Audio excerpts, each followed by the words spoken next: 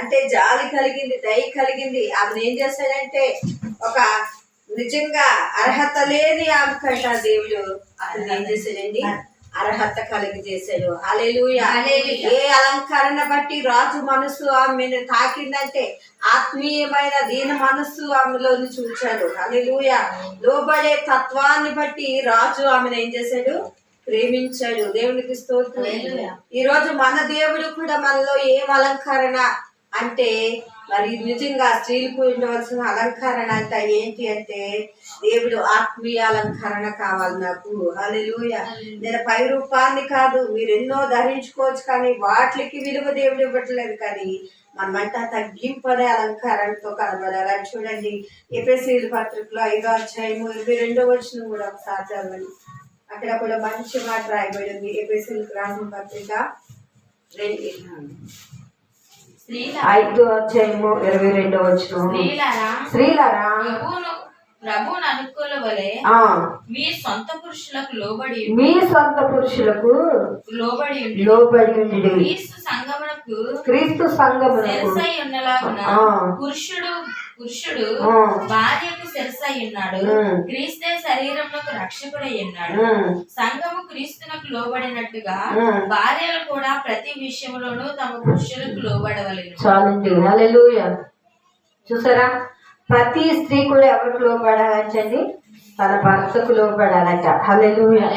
ఈరోజు నిజమే, భర్త ఈరోజు ప్రతి ఒక్క వ్యక్తి కూడా ఈ లోకంలో తగ్గించుకుని తన భర్త కంట గౌరవించేవారుగా, మరి విధేయత చూపించేవారుగా, వారు వ్యక్తి వారైనప్పటికీ దేవుని వాక్యం సెలవిస్తుంది ఏమనంటే, వారిని మీరు ఏం చేయండి, వారి ఎదుట మీరు తగ్గించుకుని ఉండండి. హల్లెలూయా.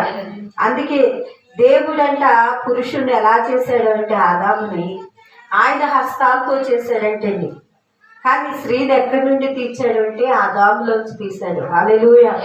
అంటే ఎక్కడి నుంచి వచ్చిందండి, భర్త ఎముకలోంచి వచ్చింది ఎవరంటే స్త్రీ. హల్లెలూయా.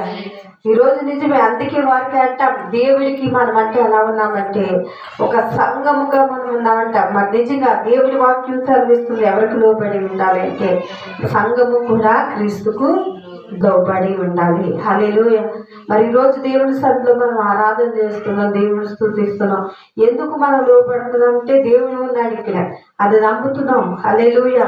ఈరోజు ప్రతి స్త్రీ కూడా తన భర్తకు లోబడి జీవించాలని దేవుడి వాక్యం మరి చదివిస్తున్న. సామెతల్లో కూడా 19వ అధ్యాయము 13వ వచనాన్ని కూడా చదవండి. సామెతల గ్రంథము 19వ అధ్యాయము 13వ వచనం.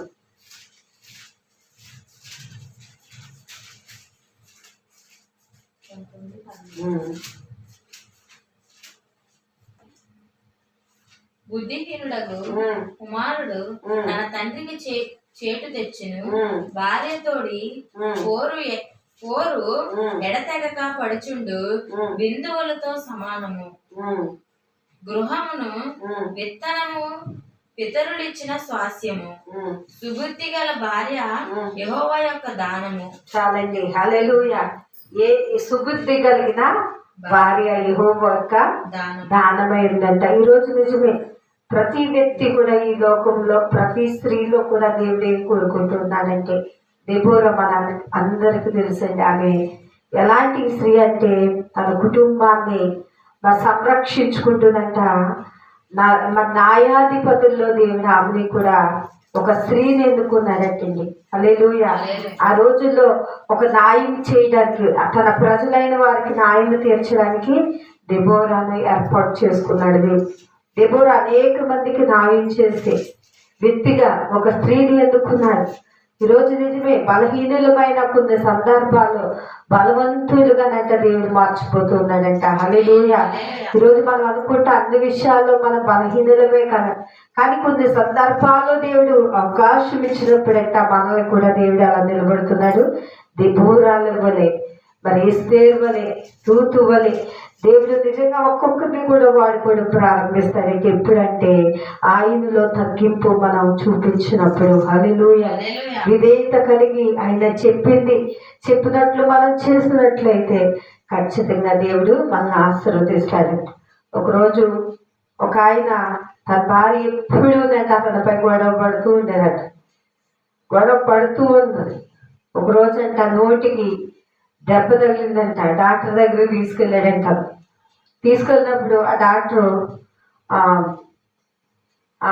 అయితే అనుకుంటూ ఉన్నాడంటే ఈ రోజైనా ఖాళీగా ఉంటే బాగుంది నోరు అనుకుంది. కానీ ఆ దెబ్బ తగిలినప్పుడు ఆ డాక్టర్ కుట్లు వేస్తా ఉంటే అనుకుంటున్నాడంట ఆ నోటికి కూడా కలిపి కుట్టేస్తే బాను ఇంకా మా ఆవిడ ఎప్పుడు మాట్లాడదు అనుకుంటున్నాడంట. అయితే చూడండి అతని మనసు ఎలా ఉందంటే ఎంతసేపు సాధిస్తూ వచ్చేది. హల్లెలూయా.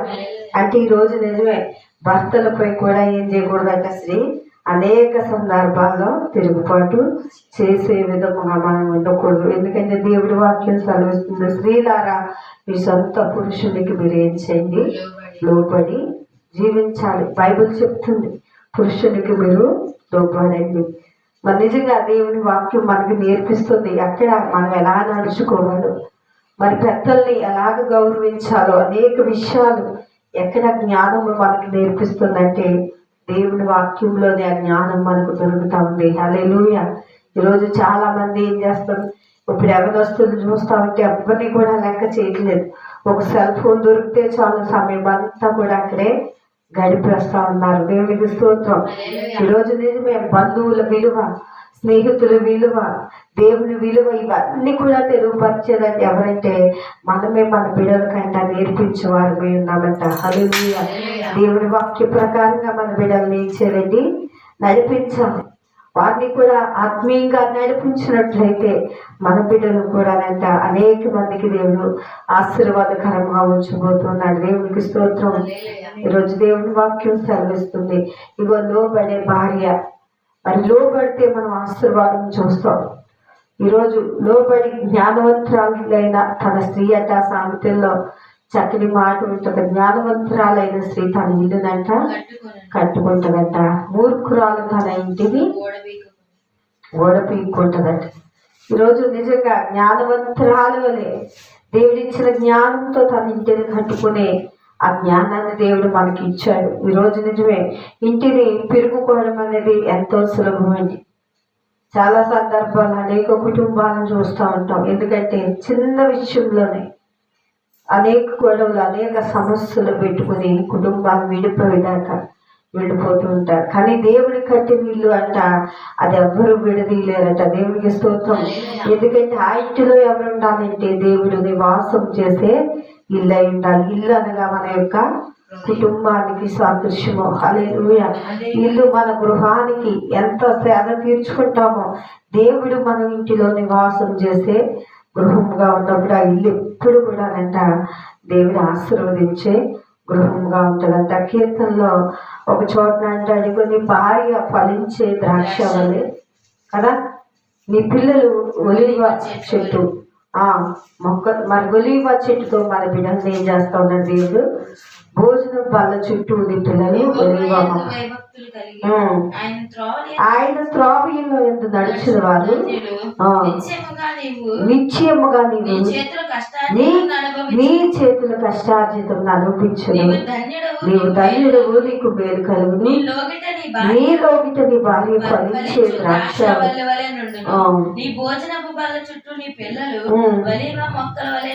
చాలండి. హల్లెలూయా. ఒలీవ మొక్క అంటే అనగా అది త్వరగా చనిపోయే మొక్క కాదండి. హల్లెలూయా.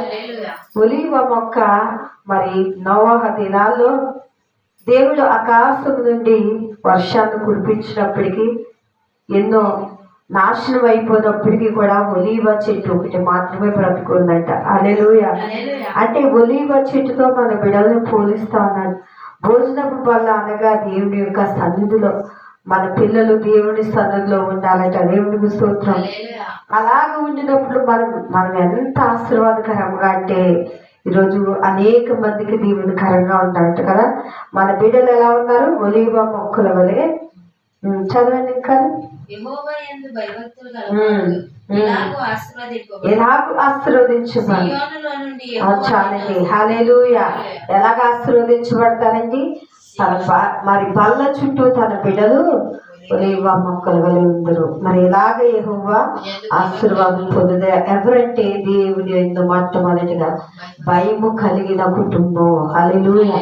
భార్య భర్తలు భయము కలిగి తన బిడ్డల్ని ఎవరైతే రక్షించుకుంటారో ఈ లోక పాపంలో వారు పడిపోకుండా అనుక్షణము తన బిడ్డల్ని మరి దేవుడి చేతులకు అప్పగించి వారి కొరకు ప్రార్థన చేస్తారు. భారము కలిగి విజ్ఞాపన కలిగి దేవుడి సన్నిధిలో మనం కార్చే ప్రతి కన్నీటిని దేవుడు చూస్తున్నాడు. ఒక దినాన్ని పిల్లలు ఎలా ఉంటారంటే ఒలీవ మొక్కల వలె, అంటే అనేక మందికి ఆశీర్వాదకరముగా. హల్లెలూయా. ఒలీవ మొక్క నుండి ఏం తెస్తారు తెలుసండి? విలువైన నూనెలు తెస్తారు. అది దైవజనులను అభిషేకించే నూనెండి. హల్లెలూయా. అది చాలా ఖరీదైన నూనె.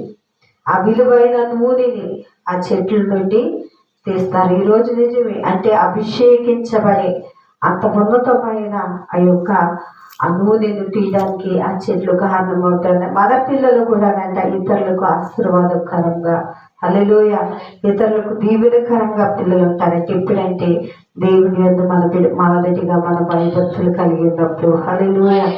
దేవుని యందు ఎప్పుడైతే మన భయము భక్తి కలిగి నడుచుకుని వారి పిల్లల్ని అన్ని విధంగా నడుపుతామో ఆ కుటుంబాలు ఇలాగ ఆశీర్వదించబడతాయని కీర్తనకారుడు సెలవిస్తున్నాడు. దేవునికి స్తోత్రం.